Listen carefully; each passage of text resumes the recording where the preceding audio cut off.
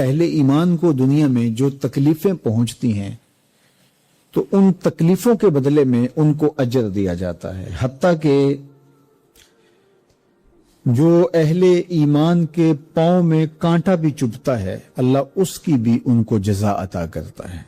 اور ایک حدیث پاک میں آتا ہے کہ اہل بلا کو جو قیامت کے دن اجر و صلہ عطا کیا جائے گا تو لوگ آرزو کریں گے کاش کہ ہماری کھال اور ہمارا جسم لوہے کی کینچیوں سے کاٹ دیا گیا ہوتا، تو آج جو صلہ اس کا حشر کے روز دیا جا رہا ہے۔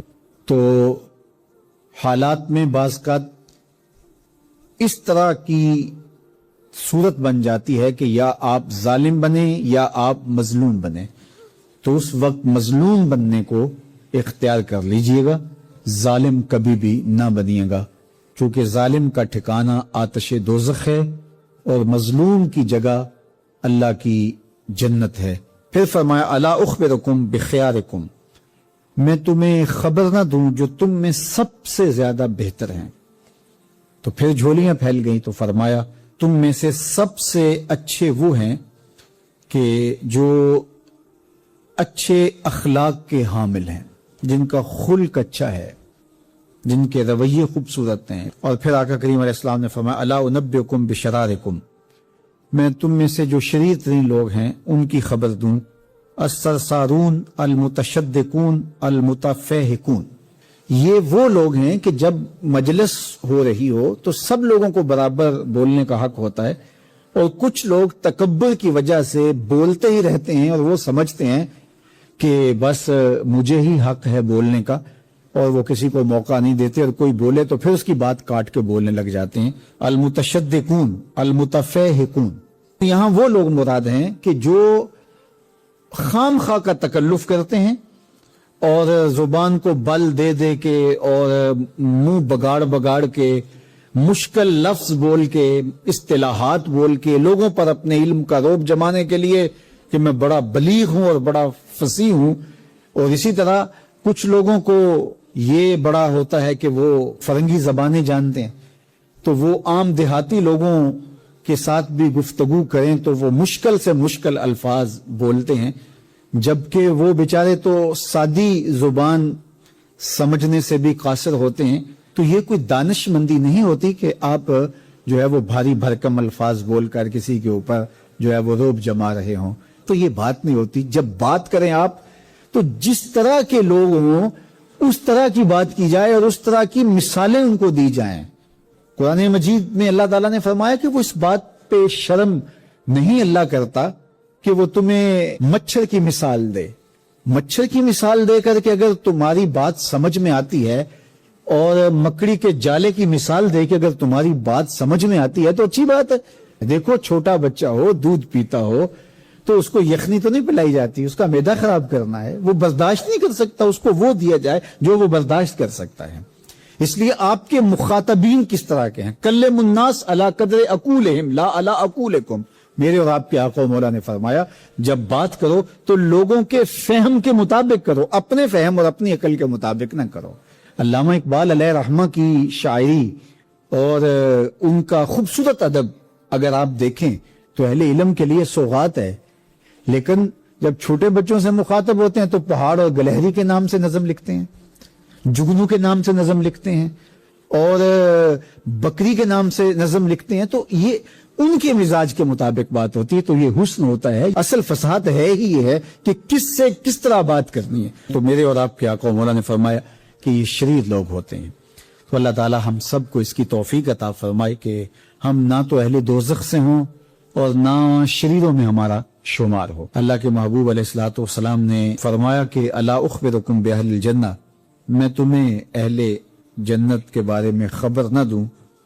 تو پھر ارشاد فرمایا الضعفاء المظلومون، جو مسلمان کمزور ہیں، ظلم و ستم سہتے ہیں، تو آقا کریم نے فرمایا کہ وہ اہل جنت ہیں، چونکہ بہت سارے گناہ کا کفارہ ان پر ہونے والے ظلم بن جاتے ہیں۔ ارشاد فرمایا الا انبئکم، کیا میں تمہیں خبر نہ دوں بے اکبر الکبائر، جو بڑے بڑے گناہ ہیں، ان کی وہ ہمہ تن گوش ہو گئے کہ جی حضور ارشاد کیجئے۔ تو آقا کریم نے جو پہلی بات ارشاد فرمائی، الاشراک باللہ، اللہ کے ساتھ کسی کو شریک ٹھہرانا ہے، اس کی ذات میں، اس کی صفات میں، اس کے افعال میں کوئی شریک نہیں، وہ وحدہ لا شریک ہے۔ دوسری بات حضور نے جو ارشاد فرمائی وہ ہے وعقوق الوالدین، والدین کی نافرمانی۔ امام فخر الدین رازی نے تفسیر کبیر میں لکھا ہے کہ انسان کے وجود کا سبب حقیقی ذات باری تعالیٰ ہے اور سبب مجازی والدین ہیں۔ تو اس لیے گناہوں میں جو بڑے گناہ ہیں، اکبر الکبائر جو ہیں، ان میں سے دوسرا بڑا گناہ اللہ کے محبوب علیہ السلام نے عقوق الوالدین کو بیان فرمایا۔ تو والدین کے ساتھ اس نے سلوک کرنے کی ہمیں تلقین کی گئی، اور یہ شریعت اسلامیہ کا ہم سے تقاضا ہے۔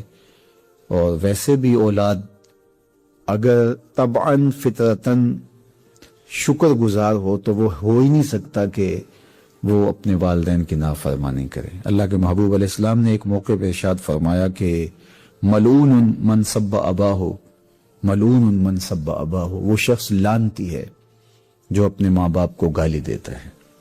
تو کتنی سخت مذمت کی گئی اس شخص کی جو والدین کی نافرمانی کرتا ہے۔ ایک موقع پہ حضور علیہ السلام نے فرمایا رغم انف ثم رغم انف ثم رغم انف، 3 مرتبہ فرمایا۔ اس شخص کی ناک خاک آلود ہو، پھر اس کی ناک خاک آلود ہو، پھر تیسری مرتبہ فرمایا اس شخص کی ناک خاک آلود ہو۔ تو قیلا من یا رسول اللہ صلی اللہ علیہ وسلم، عرض کی یا رسول اللہ کس کی ناک خاک آلود ہو؟ تو آقا کریم علیہ السلام نے فرمایا من ادرک ابویہ عند الکبر احدہما او کلیہما فلم یدخل الجنہ، جس نے والدین کو، ایک کو یا دونوں کو، بڑھاپے میں پایا اور جنت میں داخل نہ ہو سکا، اس شخص کی ناک خاک آلود ہو۔ اور یہ تیسری بات ارشاد فرمانے سے قبل حضور نے تکیہ چھوڑ دیا تھا۔ حضور ٹیک لگائے تشریف فرما تھے، لیکن جب حضور یہ بات ارشاد فرمانے لگے فجلس وکان متکئا، تو حضور بیٹھ گئے اور حضور نے تکیہ چھوڑ دیا، اور حضور نے فرمایا الا وقول الزور، سن لو، تیسری چیز جھوٹی بات کرنا ہے، جھوٹ بولنا ہے۔ تو یہ ہے اللہ کے محبوب علیہ الصلوۃ والسلام کا سخت تاکید کرنا جھوٹ سے اپنی امت کو بچانے کے لیے۔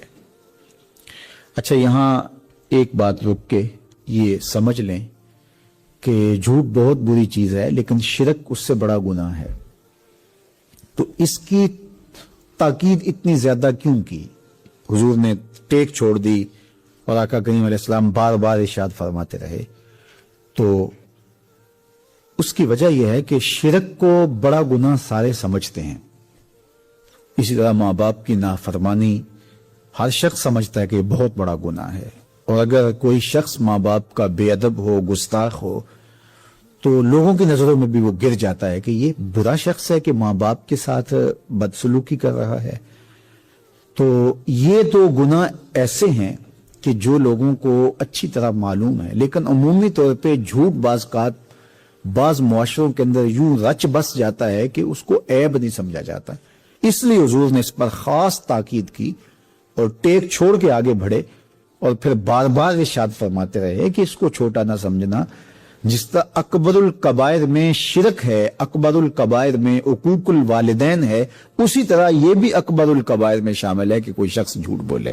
دنیا کے اوپر بسنے والے لوگوں کے لیے، حتیٰ کہ جانوروں اور پرندوں کے لیے بھی، حضور کے سینے میں جو محبت رکھی گئی ہے وہ کسی اور کے سینے میں نہیں رکھی گئی، اور پھر پوری کائنات کے دل میں ان کے لیے جو محبت رکھی گئی ہے وہ کسی اور کے لیے نہیں رکھی گئی۔ کیونکہ حضور علیہ السلام سے مانوسیت، حضور کے اس کامل، اکمل اور مکمل ایمان اور ایمان کے اعلیٰ درجے پہ فائز المرام ہونے کے نتیجے میں کہ آقا کریم علیہ الصلوۃ والسلام پیار کرتے ہیں، محبت کرتے ہیں، اللہ کی ساری مخلوق سے حضور علیہ السلام کے دل میں شفقت ہے۔ ایک جنازہ جاتا ہے تو حضور اس جنازے کو دیکھ کے افسردہ سے ہو جاتے ہیں۔ تو کسی نے کہا کہ یہ تو یہودی کا جنازہ ہے، تو آقا کریم نے فرمایا کاش کہ یہ مسلمان ہوتا اور حالت ایمان میں جاتا اور جنت اس کا مقصوم ہوتا. مفہوم یہ ہے. تو یعنی ایک کافر جب کافر ہو کر کے بھی مرتا ہے تو شفقت کا نتیجہ یہ ہے کہ یہ بھی قابل افسوس ہے کاش کہ یہ اسلام کی دولت سے مالا مال ہو. حضرت علی المرتضیٰ رضی اللہ تعالی عنہ کو فرمایا علی تیری وجہ سے اگر ایک شخص ہدایت کی راہ پہ گامزن ہو جاتا ہے تو یہ اللہ کی راہ میں سرخ اونٹ خیرات کرنے سے بہتر ہے. عربوں میں سرخ اونٹ جو ہے اس کی خاص اہمیت ہے. اس زمانے کی سواریوں میں گھوڑے اور اونٹ جو ہے وہ یہ انتہائی مفید سواریاں تھیں. اور پھر اس میں بھی جو سرخ رنگ کا اونٹ ہوتا تھا اس کی کچھ اضافی صلاحیتیں بھی ہوتی تھیں اور وہ دکھنے میں بھی خوبصورت لگتا تھا. جس طرح آپ جو گاڑیوں کی دنیا ہے اس میں مختلف کمپنیوں کی بڑی قیمتی گاڑیاں ہیں تو ان کو ذرا خاص طور پہ لوگ کہتے ہیں کہ یہ گاڑی انتہائی اہمیت کی حامل ہے. جن کو پتہ نہیں تو وہ بعض بات ہم ایک دفعہ ایک ملک میں گئے تو بڑی اچھی گاڑی پہ کوئی 5-6 دن سفر رہا. تو جب اس کا ایک فنکشن ایسا تھا مجھے وہ اچھا لگا تو میں نے کہا کہ یہ کتنے کو کی آتی ہوگی. تو انہوں نے کہا کہ یہ تو اتنے کی آتی ہے. میں نے کہا بہت مہنگی. تو انہوں نے کہا جی ہاں اس کی اتنی قیمت. تو میں یار پہلے دن بتا دیتے کوئی اس کا مزہ ہی لے لیتے. ہم تو اس کو عام گاڑی سمجھ کے جو اس کے اوپر گھومتے رہے. تو اب جو ان کی خاصیتوں سے واقف ہیں وہ تو سمجھتے ہیں کہ بھائی کیا بات ہے. تو سرخ اونٹ جو ہے یہ آج کی, اب مجھے کوئی غلط نہ ہو جائے کوئی کسی گاڑی کا نام لے لو آپ کہیں کہ آپ نے کوئی اتنی اچھی گاڑی کا نام نہیں لیا. تو اس زمانے کی بہترین سواری جو تھی سرخ اونٹ. اور لوگ سرخ اونٹ کے پیچھے وہ اہل عرب جس طرح وہ ایک ان کی دیوانگی ہوتی تھی. تو حضور نے فرمایا علی تیری وجہ سے اگر کوئی ایک بندہ ہدایت کی راہ پہ گامزن ہو جاتا ہے تو وہ سرخ اونٹ خیرات کرنے سے بہتر ہے. چونکہ سرخ اونٹ جو ہے وہ خیرات نہیں کیا جاتا تھا. سرخ اونٹ آ گیا تو پھر وہ ساری زندگی جو ہے وہ اس کو رکھتے تھے اور اس کی نسل آگے چلاتے تھے. تو اگر سرخ اونٹ بھی خیرات کر دیا کوئی ایسے وقت میں کوئی بندہ آ گیا جب اس کے علاوہ کچھ دینے کو نہیں تھا تو وہ دے دیا تو اس کا مطلب ہے کہ اس نے کمال کر دی. تو سرخ اونٹ خیرات کرنا یہ بہت بڑی سخاوت ہے, اس دور کی بہت بڑی سخاوت. لیکن اگر تیری وجہ سے ایک بندہ راہ ہدایت پہ آ گیا تو فرمائیے اس سے بھی زیادہ افضل اور اشرف ہے. تو پھر مومن جو ہے اس کی محبت کا تقاضا یہ ہے کہ وہ کسی کی ہدایت چاہے گا. اور اللہ کے محبوب علیہ السلام کی محبت کہ لوگوں کے اسلام لانے کے لیے حضور اس قدر حریص تھے کہ اللہ تعالیٰ خود فرماتا اللہ کا باخی النفس کا محبوب آپ اپنی جان کو جوکھوں میں ڈال دیا ہے, اپنے آپ کو مشقت میں مبتلا کر دیا ہے ان کی ہدایت کی خاطر. طٰہٰ ما انزلنا علیک القرآن لتشقیٰ, اے 14ویں رات کے چاند محبوب ہم نے قرآن اس لیے تو نہیں اتارا تھا کہ آپ مشقت میں پڑ جائیں. تو حضور علیہ الصلوۃ والسلام سخت حریص تھے کہ لوگ ایمان لیں اور پھر جو حضور کے جو ہے وہ پیغام کو تسلیم کر لیتے ایمان کے دائرے میں آ جاتے ان کے لیے حضور کی حرص وہ تو قرآن نے دوسرے الفاظ میں ان لفظوں کے ساتھ بیان کیا عزیز علیہ ما عنتم حریص علیکم بالمؤمنین رؤوف الرحیم. تمہارا مشقت میں پڑنا اس نبی پر گراں گزرتا ہے. جب تم مشقت میں پڑ جاتے ہو تو ان پر گراں گزرتا ہے. کافر مشقت میں ہو تو حضور گراں محسوس کرتے ہیں. جب بدر کے قیدیوں کو رسیوں سے جکڑ دیا گیا اور یہ وہ تھے جو چراغ اسلام بجھانے آئے تھے, اسلام کو مٹانے کے لیے آئے تھے, اور ان کو جکڑ دیا اور مسجد نبوی کے ستونوں کے ساتھ جا کے باندھے. 70 قیدی تھے. حضرت بلال فرماتے ہیں کہ میں نے دیکھا کہ حضور جاگ رہے ہیں, رات گہری سے گہری ہوتی چلی جا رہی ہے لیکن حضور بیدار ہیں حجرہ انور میں. پھر کبھی حضور ادھر جاتے ہیں کبھی ادھر جاتے ہیں. تو میں نے آگے بڑھ کے عرض کیا میرے ماں باپ آپ پہ قربان ہوں, حضور آپ کی یہ بے قراری کیسی ہے؟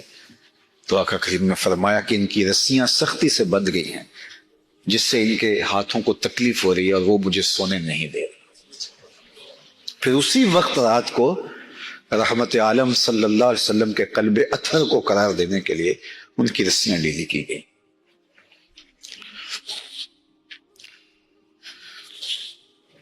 ہمارے ماں باپ ان پہ قربان ہو. یہ ہیں شفقتیں ان کی. جو چراغ اسلام بجھانے آئے تھے ان کے لیے حضور کی محبت ہے. تو جو ان کے غلام ہیں، عاشق زار ہیں، ان کے لیے کیا کیفیت ہو.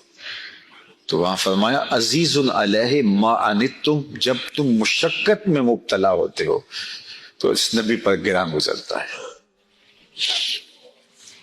بلکہ فرمایا لو تدخلوا شوکۃ فی رجل احدکم لوجدت علمھا، میری امتی تیرے پاؤں میں کانٹا بھی چبھے تو اس کی تکلیف مجھے ہوتی ہے. مبتلائے درد ہو کوئی عذر روتی ہے آنکھ، کس قدر ہم درد سارے جسم کی ہوتی ہے آنکھ. عزیز علیہ ما عنتم، تمہارا مشقت میں پڑنا نبی پر گراں ہوتا ہے. یہ تکلیف میں مبتلا ہو جاتے ہیں. اللہ اکبر. حریص علیکم، اور تمہارے معاملے میں سخت حریص، بخشش کے معاملے میں، تمہاری دنیا کی بہتری کے معاملے میں، تمہاری آخرت کی بہتری کے معاملے میں. حضور کے سامنے دو چیزیں ہوتی تو ان میں سے حضور آسان کو پسند کرتے. حالانکہ وہ مشکل کو بھی حضور بجا لا سکتے تھے، لیکن آسان کو اس لیے پسند کرتے کہ میری سنت لوگوں کے لیے قابل عمل ہوگی تو میری امت پر مشقت نہ ہو. اللہ اکبر. حتیٰ کہ فرمایا لولا ان اشق علی امتی لامرتہم السواک، اگر میں اپنی امت پہ شاک نہ جانتا تو میں ہر نماز کے لیے جو وضو کیا جاتا ہے اس میں مسواک کرنا لازم اور فرض قرار دے دیتا. لیکن مجھے لگا کہ اس سے یہ مشقت میں پڑ جائیں گے. کبھی جلدی میں ہوتے ہیں، کام کاج کا آنے والے دور میں تو فرصت نہیں ہوگی، تو جس طرح وضو لازم ہے اس طرح وضو کے ساتھ مسواک بھی لازم کر دیتا تو یہ مشقت میں مبتلا ہو جاتے. میرا جی چاہ رہا تھا لیکن میں اپنی چاہت کے باوجود اس کو لازم نہیں کیا. کیوں نہیں کیا؟ لولا ان اشق علی امتی، کہ میری امت پہ شاک نہ ہو جائے، میری امت پہ مشکل نہ ہو جائے. حضور نے فرمایا لوگوں حج کے لیے آیا کرو. اقرا بن حابس کھڑے ہوئے کہ افی کل عام یا رسول اللہ، حضور ہر سال آیا کریں. حضور خاموش رہے. پھر فرمایا حج کے لیے آیا کرو، تو اقرا بن حابس نے کہا افی کل عام، ہر سال. تو پھر خاموش رہے. پھر تیسری مرتبہ فرمایا تو پھر انہوں نے کہا کہ ہر سال. تو حضور خاموش رہے.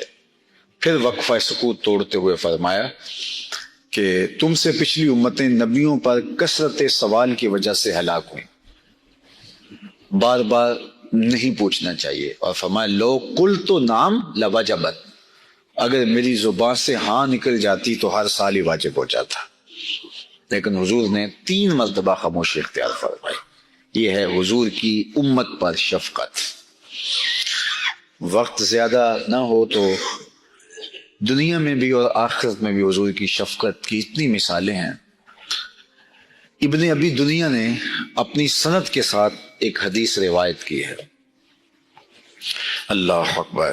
اس حدیث کو حدیث بطاقہ کہتے ہیں. یہ آپ میں سے جو لوگ عرب جاتے ہیں تو جب وہ چٹ لکھ کے دیتے ہیں، بل دیتے ہیں، تو وہ جو پکڑاتے ہیں اس کو کہتے ہیں یہ بطاقہ ہے. اس حدیث کا نام ہی حدیث بطاقہ ہے. وہ کیسے کہ حشر کا دن ہوگا اور حضور ایک جگہ پہ تشریف فرما ہوں گے اور ایک شخص کو اس کے اعمال کے تلنے کے بعد فرشتے اٹھا کر کے جہنم کی جانب لے جا رہے ہوں گے، اس لیے کہ اس کے عمل کم ہیں، گناہ اس کے زیادہ ہیں، نیکیاں تھوڑی ہیں. تو اس کو جہنم کی جانب لے کے جا رہے ہوں گے. تو گزرتے ہوئے اس سمت سے جا رہے ہوں گے جہاں حضور تشریف فرما ہوں گے. تو اچانک اس غلام کی نظر حضور کے چہرے انور پہ پڑے گی تو وہ حضور کو مدد کے لیے فریاد کرے گا، پکارے گا کہ حضور مجھے یہ جہنم میں لے کے جا رہے ہیں. تو حضور اس کی مدد کے لیے اٹھیں گے. بلکہ وہاں حدیث کے لفظ ہیں کہ جو چادر ہوگی اس چادر کا ایک کونا حضور کے کندھے پہ اور دوسرا کونا زمین میں گسڑ رہا ہوگا. یعنی اتنی تیزی سے حضور اس غلام کی طرح بڑھیں گے کہ ہوتا نا کسی ہنگامی حالت میں تو پھر چادر نہیں سنبھالی جاتی، تو اس طرح حضور جا رہے ہوں گے، جا کے فرشتوں سے پوچھیں گے کہ اس کو کیوں جہنم میں لے کے جا رہے ہو؟ تو وہ کہیں گے اس کا نامہ اعمال تولا گیا تو نیکیاں تھوڑی ہیں اور گناہ زیادہ ہے۔ تو حضور فرمائیں گے کہ اس کا نامہ اعمال دوبارہ تولا جائے۔ فرشتے مزاحمت نہیں کریں گے کہ نامہ اعمال تو تل گیا تو دوبارہ کیوں کریں، چونکہ فرشتے جانتے ہوں گے صدر دیوان حشر یہی سرکار ہے، دوبارہ نصب کر دیا جائے گا ترازو اور نامہ اعمال تلے گا تو واقعی نیکیاں تھوڑی اور گناہ زیادہ۔ تو حضور ایک کاغذ کا ٹکڑا، اسے بطاقہ کہتے ہیں، جس کی وجہ سے اس حدیث کا نام حدیث بطاقہ ہے، تو اس کے نیکیوں والے پلڑے میں رکھیں گے تو وہ نیکیوں والا پلڑا اوپر اٹھ جائے گا۔ یہ بات ذہن میں رکھیے، یہ دنیا کے ترازو جو ہیں، جو پلڑا بھاری ہوتا ہے وہ نیچے جھکتا ہے، وہ جو پلڑا بھاری ہوگا وہ اوپر اٹھے گا، کیونکہ نیکیوں کا وزن جو ہے وہ چونکہ عالم بالا کی چیز ہے تو یہ کشش ثقل والا معاملہ وہاں نہیں ہے، وہاں اوپر اٹھے گا، تو نیکیوں والا پلڑا اوپر اٹھ جائے گا۔ جب نیکیوں والا پلڑا اوپر اٹھ جائے گا تو ظاہر ہے اس کا فیصلہ اب جنت کا ہو جائے گا، تو وہ حضور سے لپٹ رہا ہوگا، اس کرے گا میرے ماں باپ پہ قربان، کیا تھا اس کاغذ کے اندر؟ تو فرمایا کہ میرے غلام، انتہائی خلوت میں اور انتہائی محبت میں تیرا پڑا ہوا درود تھا جو تو نے میرے اوپر پیش کیا ہے۔ تو فرمایا عزیز علیہ ما عنتم، تمہارا مشقت میں پڑھنا اس نبی پر گراں گزرتا ہے۔ حریص علیکم، اور تمہارے معاملے میں یہ بہت حریص ہے۔ اس حرص کی ایک مثال آپ کو دینا چاہوں گا۔ فرمایا میرے اللہ نے مجھے اختیار دیا ہے کہ یا تو آدھی امت بغیر حساب کے جنت میں ڈال دیں گے، جنت میں بھیج دیں گے، اور آدھی کا ہم حساب کر لیں گے، یا تو یہ چیز قبول کر لو یا پھر حق شفاعت لے لو۔ حضور فرماتے ہیں اخترت الشفاعہ، میں نے شفاعت والا سودا قبول کیا ہے۔ اللہ اکبر، یا تو یہ چیز لے لو کہ آدھی امت بغیر حساب کے جنت میں اور آدھی کا حساب کر لیں گے، یا پھر شفاعت کا حق لے لو، جس کی چاہو شفاعت کر کے انہیں بخشوا لینا۔ تو حضور فرماتے ہیں اخترت الشفاعہ۔ تو ہمارے بزرگ فرماتے تھے آپ کو پتہ تو چل ہی گیا ہوگا کہ شفاعت والا حق کیوں لیا ہے۔ حضور آدھی والا سودا نہیں کرنا چاہتے، شفاعت کر کے سب کو بخشوانا چاہتے ہیں۔ تو یہ ہے حضور کی محبت۔ تو اب حضور سے لوگوں کی محبت یہ بھی ایک الگ عنوان ہے، اور وہ آپ جانتے ہیں پتھروں نے بھی کی ہے، درختوں نے بھی کی ہے، اور حضور سے محبت جانوروں نے بھی کی ہے۔ پہاڑ بھی بلا کسی سے محبت کرتے ہیں، لیکن احد کی چھاتی میں بھی حضور کا پیار رکھا گیا ہے۔ خشک لکڑیاں بھی حضور سے پیار کرتی رہی ہیں۔ تو جب مومن مرکز محبت ہوتا ہے تو حضور علیہ السلام ایسے مرکز محبت ہیں کہ پوری کائنات ان سے محبت کرتی ہے، اور ان کی محبتی دین ہے، ان کی محبتی زندگی ہے۔ فی جلدری کا ایک شعر مجھے بہت اچھا لگتا ہے، محمد ہے متاع عالم ایجاد سے پیارا، محمد ہے متاع عالم ایجاد سے پیارا، پدر مادر برادر جان مال اولاد سے پیارا۔ محمد کی محبت دین حق کی شرط اول ہے، اسی میں ہو اگر خامی تو سب کچھ نامکمل ہے۔ وآخر